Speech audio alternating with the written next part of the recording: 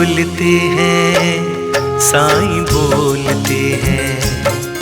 என் அன்பு குழந்தையே, எவையெல்லாம் உன் வாழ்க்கையில் உன் முன்னேற்றத்திற்கு தடையாக இருக்கிறதோ அவற்றையெல்லாம் நான் நீக்குகிறேன். அதனால் எது நடக்கிறதோ அதை நடக்கவிடு, மேலும் அதை ஏற்றுக்கொள். உன் மீது என் கிருபை இருக்கிறது என்பதை ஞாபகத்தில் வைத்திரு. ராஜாராம் என்ற நாமத்தை ஜபம் செய், உனக்கு நிறைய நன்மை கிடைக்கும். இந்த கலியுகத்தில் கஷ்டங்களிலிருந்து மீண்டு வருவதற்கு நாம ஜபம் ஒன்று மிகவும் சிறந்தது. அதுவே ஒரு சிறந்த வழி மற்றும் சுலபமான வழியும் கூட.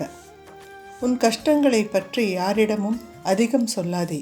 யாரும் உன் துக்கத்தை தெரிந்து கொள்வதில் ஆர்வமாக இருக்க மாட்டார்கள். யாரெல்லாம் எப்போதும் மகிழ்ச்சியுடன் சிரித்து கொண்டே இருப்பார்களோ அவர்களுடன் தான் எல்லோரும் பழக நினைப்பார்கள்.